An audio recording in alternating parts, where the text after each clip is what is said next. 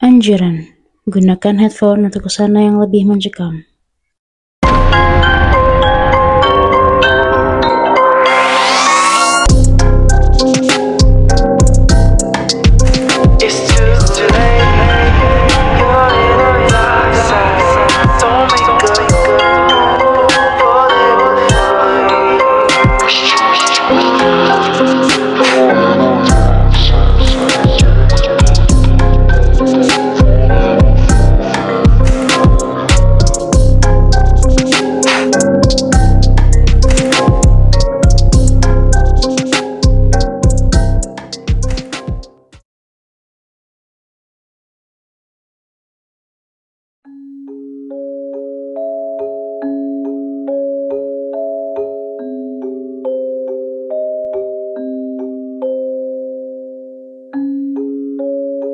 Pernah aku berpikir bahwa semua yang menimpa diri ini adalah karma, karena aku tak setia pada pelajaran yang ada sewaktuku masih duduk di bangku sekolah.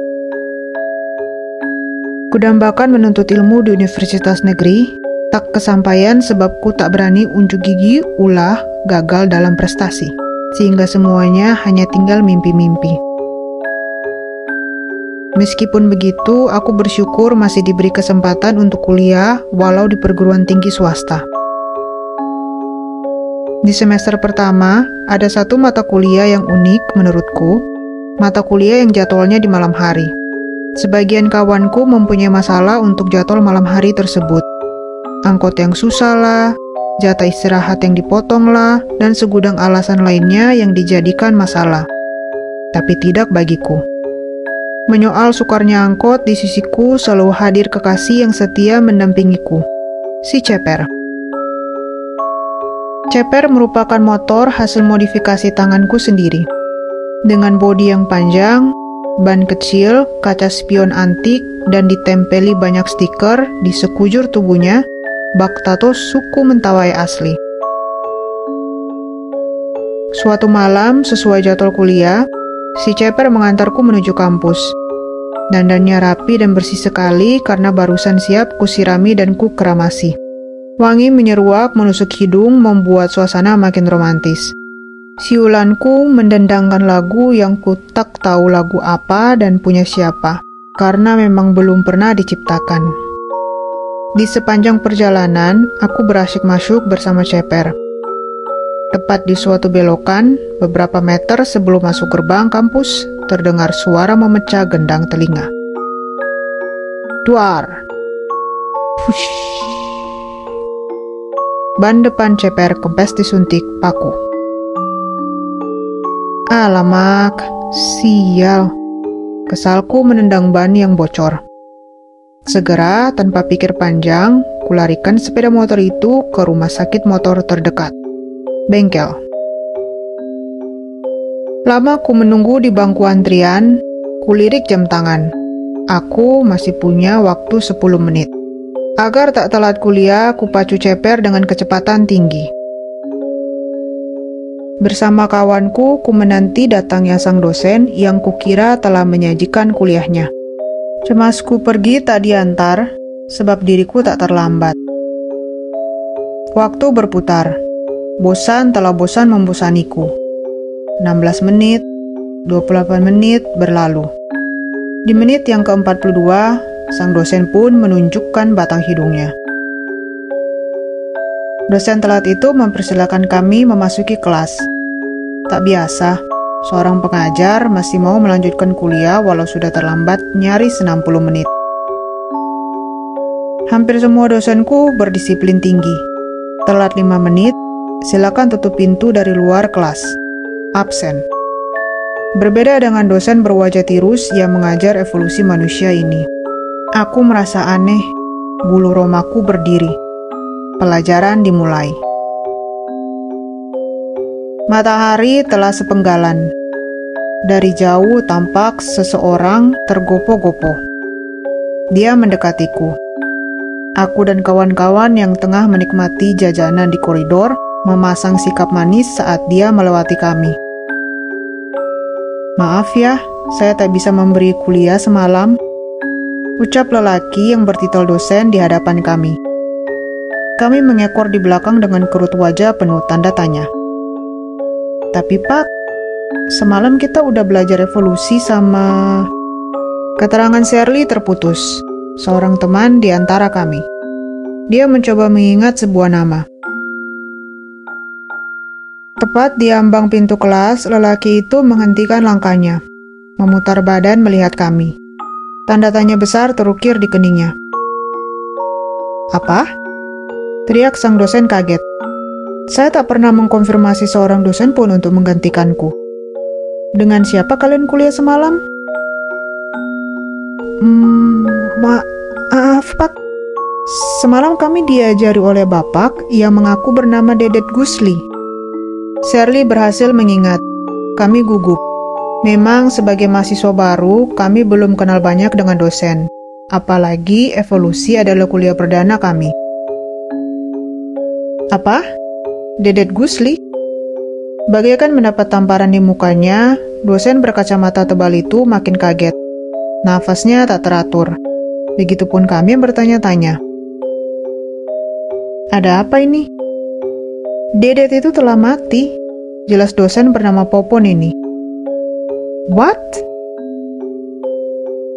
Angkatan kami adalah korban kesekian kalinya dikuliahkan oleh arwah gentayangan yang bunuh diri 5 tahun lalu di kelas yang kami tempati. Dedet mengakhiri usianya karena tak kuat menjalani hidup. Label dosen killer juga turut menjadi alasan buatnya mendekati ajal gantung diri. Apalagi ketika diketahuinya istri tercinta menyimpan pria lain, membuatnya makin depresi.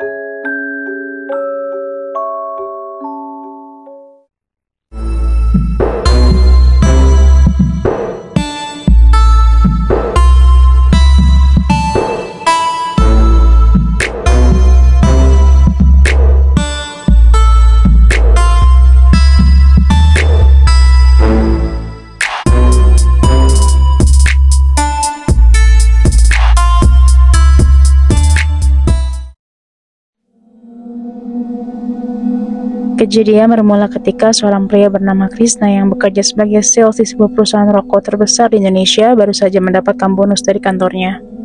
Ia mendapatkan bonus karena berhasil mencapai target yang telah ditetapkan perusahaan. Berhubung bonus itu terbilang lumayan, ia pun berencana untuk membeli sebuah mobil. Krishna saat ini tengah memiliki seorang istri yang sedang hamil muda. Karena ingin memanjakan istri yang memang hamil muda, ia pun membeli sebuah mobil dengan harga yang pas di kantong. Dirinya berencana untuk membeli sebuah mobil dengan kondisi bekas, agar lebih murah dan dapat dibayar dengan cash. Singkat cerita, Krishna menemukan mobil yang pas di hati dan budget, yakni mobil Grand Livina berwarna abu-abu. Krishna membeli mobil tersebut dari seorang bapak-bapak yang sedang membutuhkan uang. Karena dirasa cocok dan pas, akhirnya Krishna bersepakat dengan bapak tersebut. Awal mobil tersebut datang ke rumah pasangan baru menikah tersebut, mereka berdua sangat senang sekali. Mereka jadi bisa leluasa pergi kemana saja dengan mobil sendiri tanpa memakai mobil kantor. Namun, baru beberapa hari di rumah, mobil si Abu Monyet atau panggilan kedua pasangan itu selalu tercium bau amis. Iya, bau amis darah. Mereka selalu mencoba mencari-cari di sela-sela mobil untuk mengetahui sumber dari bau amis tersebut. Yang ditakutkan justru ada binatang yang mati dan mengeluarkan darah.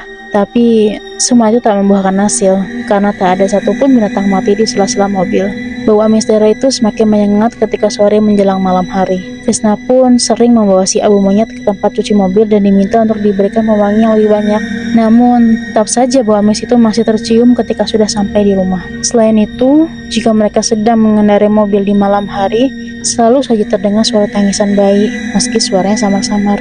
Meski tak begitu jelas, suara tangisan bayi itu cukup mengganggu mereka. Hingga akhirnya Krishna berencana membawa mobil itu ke paranormal atau ke orang yang tahu menyelesaikan permasalahan mobil itu. Karena menurutnya ini bukanlah permasalahan yang biasa terjadi. Tapi karena kesibukan pekerjaan, akhirnya rencana ke paranormal itu selalu diundur-undur. Sampai pada kejadian suatu malam di mana Krishna harus pulang larut malam karena lembur di kantor sekitar pukul 1 dini hari. Sepanjang jalan pulang, ia terus mencium bau amis darah. Ketika jarak sampai ke rumah tinggal 3 km lagi, entah mengapa bulu kuduk Krishna terasa tegang. Sambil menyetir, Krishna membaca doa terus-menerus. Namun, suara tangisan bayi itu muncul lagi, terdengar lebih jelas dan keras dari sebelumnya. Dan akhirnya ia pun mulai curiga ada yang tak beres. Karena merasa ada yang tak beres, ia terus mengecek kaca spion untuk memastikan keadaan. Ketika ketiga kalinya Krishna melihat kaca spion, ada sosok wanita sedang menggendong bayi di jok belakang mobilnya. Ia sempat bertatap-tatapan sesaat, hingga akhirnya Krishna harus menginjak rem mobilnya dengan mendadak. Sontak, Krishna langsung keluar dari dalam mobil. Tapi karena waktu masih tengah malam, di luar pun sangat sepi sekali, hampir tak ada orang. Berkali-kali Krishna membaca doa dengan apa yang ia lihat.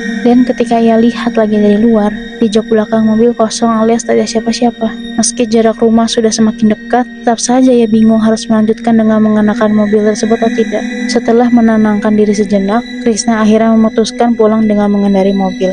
Sebelum masuk, tak lupa ia membaca ayat kursi terlebih dahulu. Ketika memasuki mobil, Krishna melirik sekitar dalam mobil untuk memastikan tak ada siapa-siapa di belakang jok mobil, dan memang kosong. Saat beberapa meter melaju, sosok perempuan pucat yang menggendong bayi itu muncul lagi di belakang Krishna. Bau amis bahkan semakin menyengat dari yang biasanya. Sontak ia langsung membaca ayat kursi dengan diteriakkan. Karena Krishna baru pertama kali melihat makhluk tak kasat mata, ia menyetir sambil bergemetar dan hampir menangis. Keringat panas dingin keluar di sekujur tubuhnya. Dengan kekuatan gas yang luar biasa, ia langsung memarkirkan mobil tersebut di depan rumahnya tanpa dimasukkan ke garasi. Sesampai dalam rumah, keringat dingin terus mengucur di tubuhnya. Ia mencoba langsung tidur, tapi tak bisa, karena terus dibayangi hantu gentayangan itu. Keesokan harinya, Krishna langsung demam tinggi sehingga istrinya pun bingung ketika suaminya harus pulang dengan buru-buru dan memarkirkan mobil dengan sembarangan. Krishna tak berani cerita, karena istrinya yang sedang hamil muda. Ia takut jika istrinya nanti kepikiran, sehingga Krishna beralasan ingin tidur lebih cepat karena ngantuk semalam itu. Setelah sembuh beberapa hari sakit, Krishna masih trauma untuk menaiki si abu monyet. Karena bau amis masih terasa, ia memutuskan untuk membawanya ke Kiai yang bisa mencari solusi permasalahan itu. Krishna ditemani temannya untuk pergi ke kediaman Pak Kiai pada sore hari. Tapi sosok hantu gentayangan itu muncul dengan tiba-tiba di belakang jok. Karena kaget, Krishna akhirnya tak bisa mengendalikan mobil tersebut dan akhirnya kecelakaan masuk ke dalam jurang. Meski begitu, keduanya masih bisa selamat dan hanya mengalami luka lecet di tangan. Krishna segera meminta bantuan saudaranya untuk menginformasikan kondisinya itu.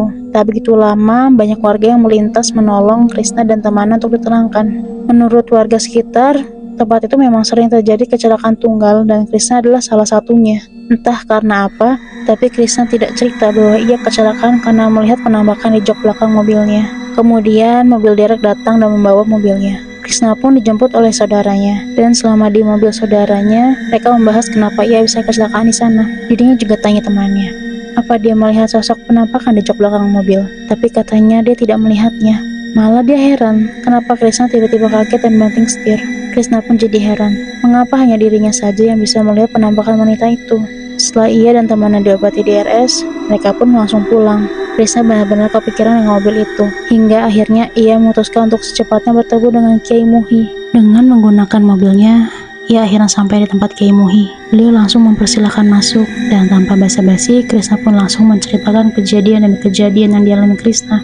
Kiai Muhi sebetulnya ingin mengecek langsung ke mobilnya, tapi berhubung mobilnya masih di bengkel, jadi diurungkan. Kiai Muhi bilang bahwa jika ada suatu benda yang dihuni makhluk halus, maka bisa jadi sebelumnya ada kejadian yang berhubungan dengan makhluk halus tersebut. Jadi, ia disarankan untuk menemui pemilik mobil ini sebelumnya. Sebelum pulang, mereka pun diberi beberapa botol air doa agar lebih tenang.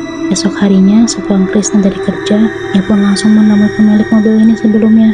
Sebut saja namanya Pak Yahya. Dirinya mengutarakan maksud kedatangan dan menceritakan beberapa kejadian yang menimpa Krishna terkait mobil itu, dan Pak Yahya kaget.